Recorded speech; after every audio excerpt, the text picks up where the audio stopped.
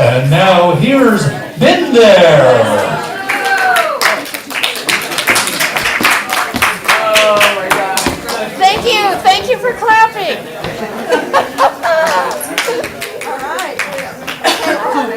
Sit down. Hugs all around. Hugs all around. All right. Hi there. Hi there. Hey, to get us started, we would like a significant life event that many people go through. Wedding. Got it. Okay. Got it. All right. Well, we are been there. We've been kicking ass and forgetting names since 2016. A long time. We don't remember each other's names. That's okay. We just here to have fun. And we're going to do, this is Margie. Hi, I'm Margie. She's our monologist. Everybody say monologist. Monologist. Good. She's going to tell stories. And then we'll do scenes based on the stories. And it'll go back and forth. Lots of inspiration back and forth. Margie? All righty. So, Put it in there. wedding. Here's what comes to mind. In the late 1970s, I was just a kid. I was living in Seattle, and I made spare money by singing on the side at clubs and stuff. And a guy came up to me one time and said, I'm going to get married to my fiance in about 3 weeks on a little island in Puget Sound. Would you sing at our wedding? And I said, sure, if you'll pay me. And they said, yeah, and we'll pay for the ferry to get you there. So I went to rehearse with the organist at this little teeny tiny wooden white church. It was so quaint. And the organist, I swear to you, must have been in his 90s. Really. He was really tiny and bent over. And the organ was up in the balcony at the back of the church, so we stood up there. And they had asked for the song that was playing when they met at a tavern on the island to be sung at the very end of their wedding. And it was a very traditional little church. And it was December, and they said they wanted me to sing Joy to the World at the end of the ceremony. But it's not the joy to the world you're thinking of. Because at first I went, oh, Carol, how sweet. So, day of the wedding, there they are, there she is, white dress, they're in love, the wedding's absolutely full, which means in that place like 50 people. And at the end of the ceremony, he pronounces them man and wife, they kiss. I'm standing up in the balcony, the 90-year-old guy gets ready, and I go, Jeremiah was a bullfrog. And the 90-year-old goes, da, da, da. And that was the song I sang as they walked out, and no one was looking at the bride and groom. They were all turning around going, what the hell was she singing? True story. Paid me $50. Honey, I just want it to be so special. How about the song that was playing when we met? What do you say? Inagata de Vida? Inagata de Vida? No, Oh, it wasn't Inagata de Vida. It was once, twice, three times a lady. Wait a minute. I don't remember that. Wait a minute. Who were you with when you heard Inagata de Vida? Who were you with when you heard 3 times a lady? Good point. Why don't we just pick a neutral song then? Okay, yeah. A Christmassy song. God Rest Ye Merry Gentlemen? No, that's sexist. How about something for everybody? Something for everybody? Something for the world. Jingle Bells? No? You can't think of a Christmas song with the world in it? Oh, here's the organist. Oh, Hello. Hello. Actually, you can help us. We would like you to play a Christmas song for our wedding, and I'm sure, as the church organist, you must know a couple of Christmas songs. Yeah, like God Rest Ye Merry Gentlemen, to the tune of Chopsticks. Yeah. I can play chopsticks. Well, then why did you hire me? Because we want something better. Well, and hopefully he's up there at the altar with me, if you still want to go through with it. Let's think of, I don't know, biblical names, songs. Something about Jeremiah. There seems to be iffiness here in this relationship of whether you're going to even show up. I'm here. Come on, we've been together almost 24 hours. Hi, I'm your soloist. My name is Jessica. I'm 7 years old and I sing 2 Christmas carols. Oh, One of them is Police Shot My Dog. Police shot my dog. And the other one is Chipmunks roasting on an open fire. I don't like that one very much. Okay, our entire life together is starting here, now, today. Those poor chipmunks. I just, I thought this would be a lot easier. I'm not sure I could go through with this. We can't even choose a song. Do I get paid anyway?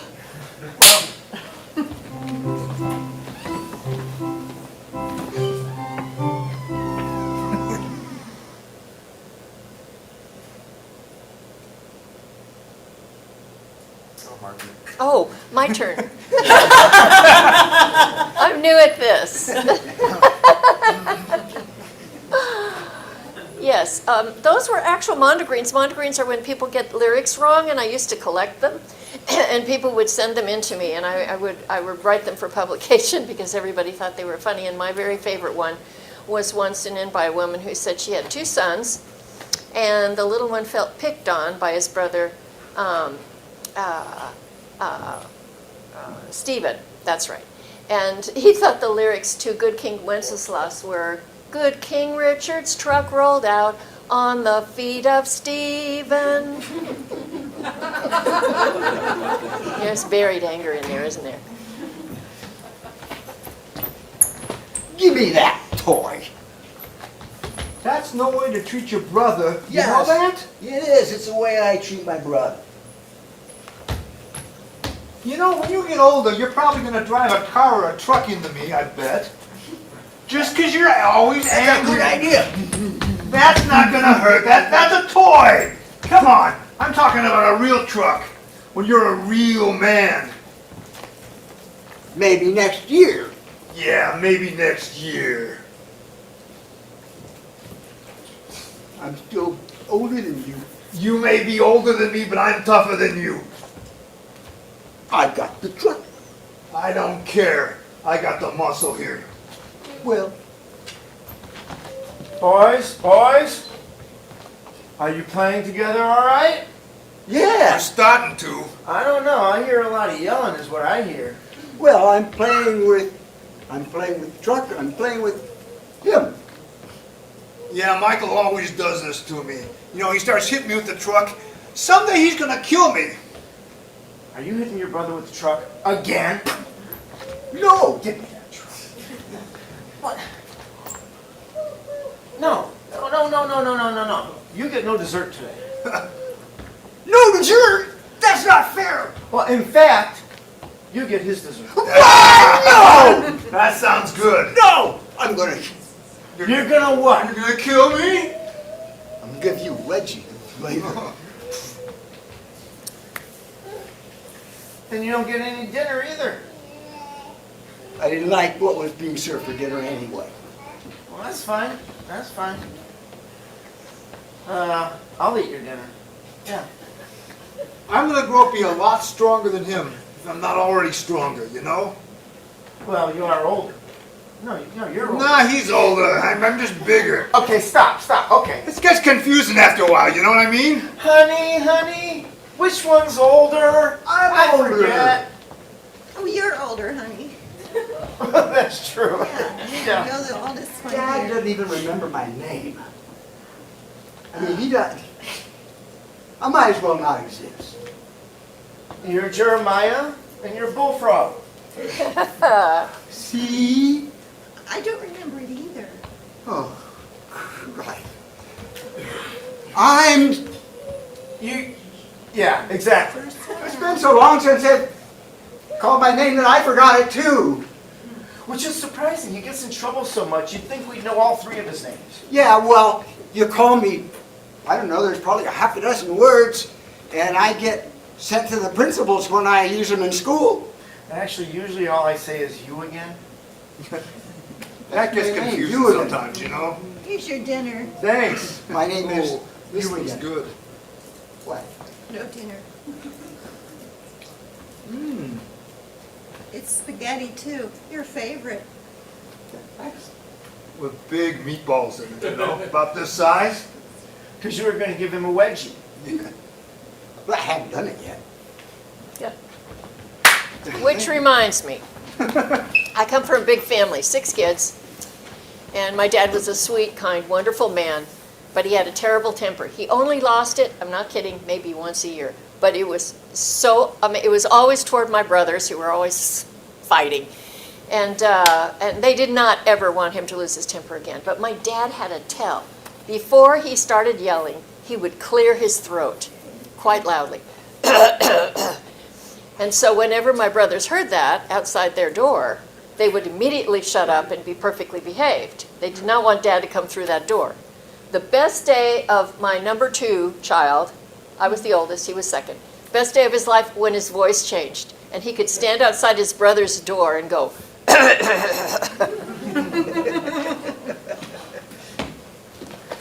Oh, yes, Mr. Johnson, you're here for anger management. I'm looking at your form. Oh, my. We have our work cut out, don't we? It is December 9th. No. Today is the one day of the year that I allow myself to go ballistic. Oh, that's kind of an interesting thing here. It says that every December 9th, oh my goodness, you've done some really, really horrible things over the last few years. In my defense, 364 days a year, I'm really good. Okay. Can you tell me, what is it that kind of sets you off? December 9th, 1963. Cut to that date.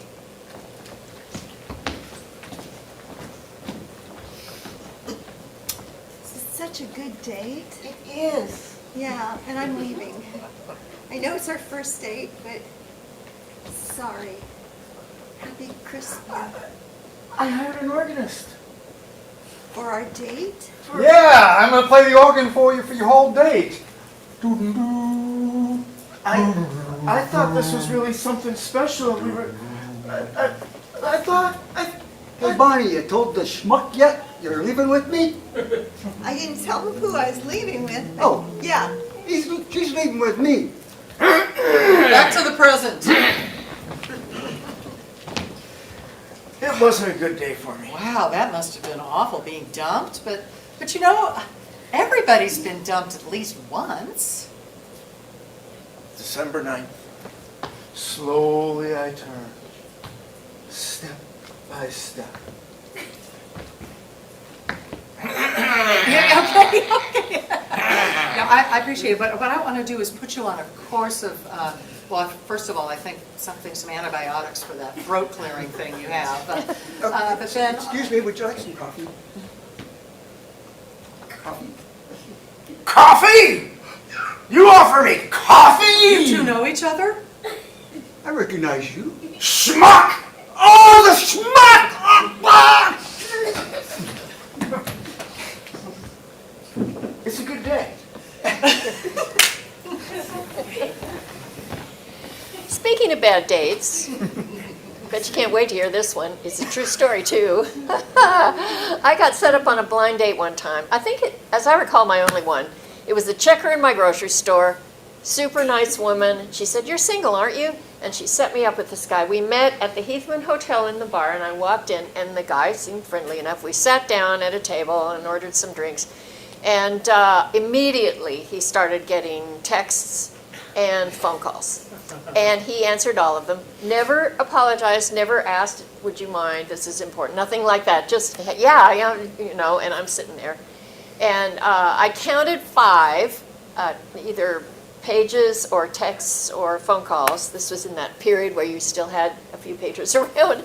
He must have been a really important guy. But anyway, finally, he took a phone call, and I just kind of picked up my purse and went, like I was going to go to the restroom. And I went to my car and I drove home.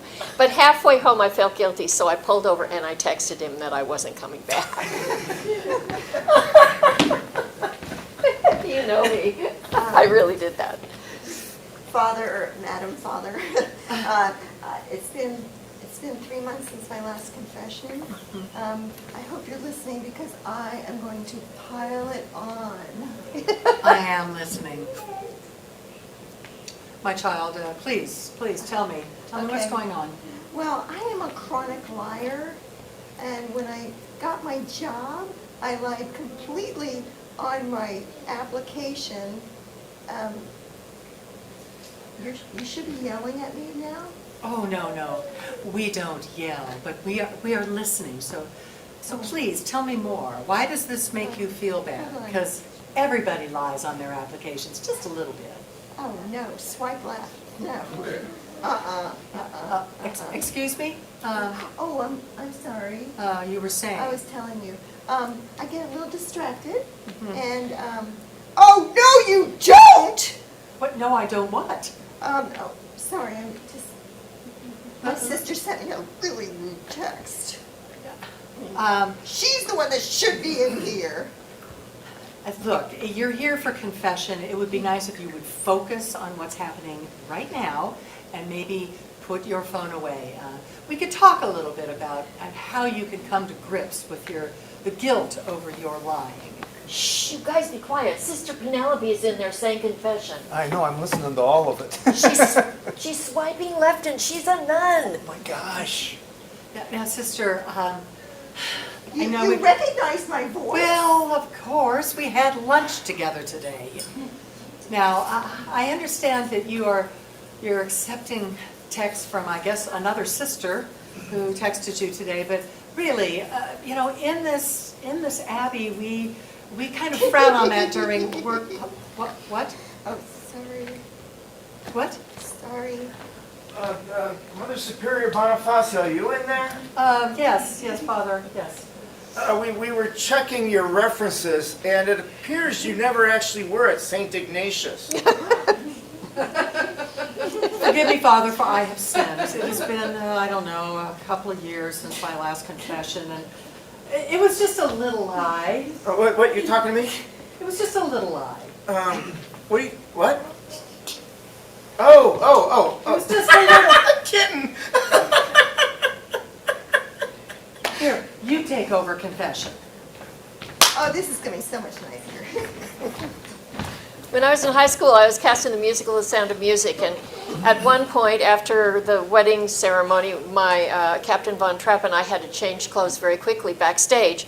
And I remember as I'm quickly changing from the wedding gown into some kind of suit, I look around and I see all my high school classmates who are in the musical with me, and all I could see was nuns making out with Nazis.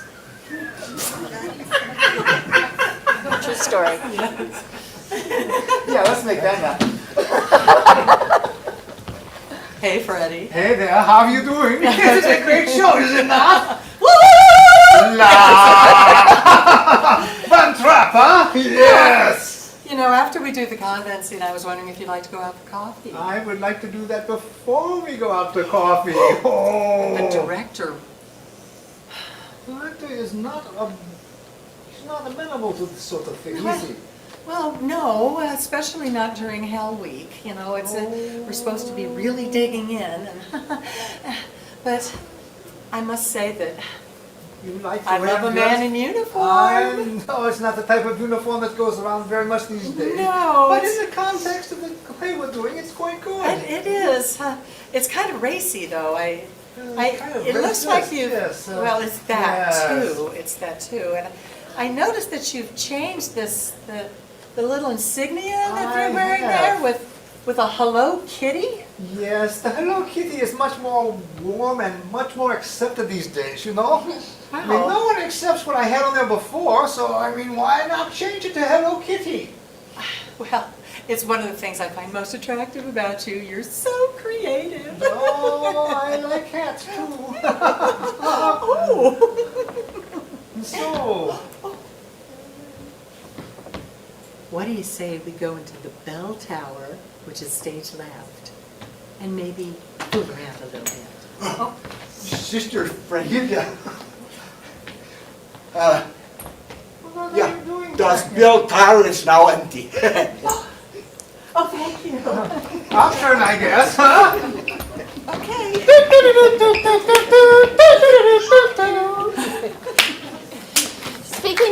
Speaking of theater catastrophes, I was in Little Shop of Horror once, and if you've ever seen that show, I played the cheap, trashy blonde, and I get killed by the plant. And the guy playing Seymour, who I outweighed by about 30 pounds, but he had to pick me up and put me into the plant. And then he had a monologue on stage, and as he was going on and on about how sad he was that I was dead, I was supposed to crawl out of the back of the plant, and my virginal white nightgown got caught. And the guy inside the plant who makes the plant talk was going, get out, I have to talk pretty soon. And I was trying, but and so finally I had to unbutton the nightgown and crawl out of it.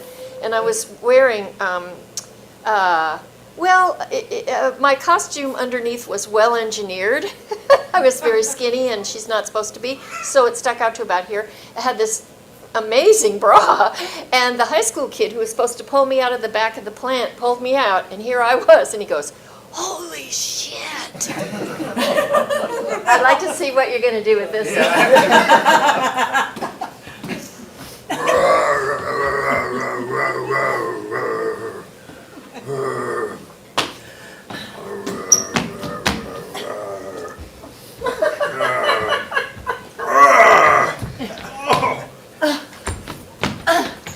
Holy shit!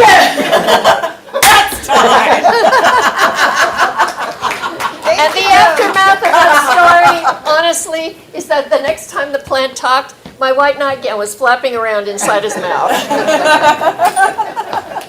Thank you, everybody, for coming. Stick around.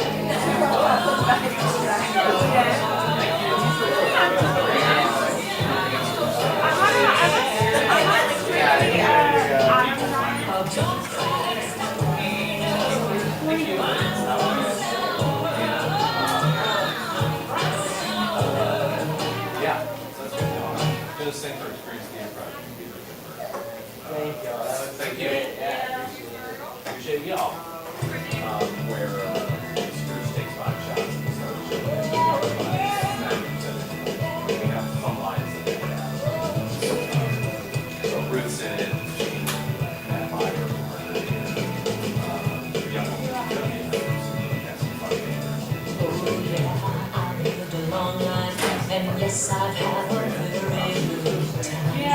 we're having trouble getting together. We have to cancel tomorrow for practice.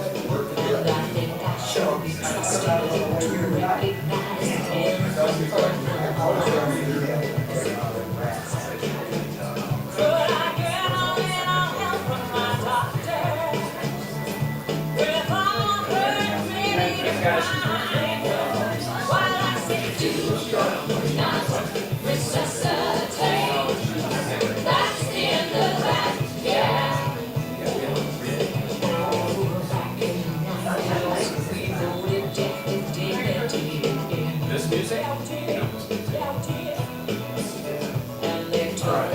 were in the house mix. Did you get the last one for the Till Short Gray album? We ever gave you a copy of that? Last year?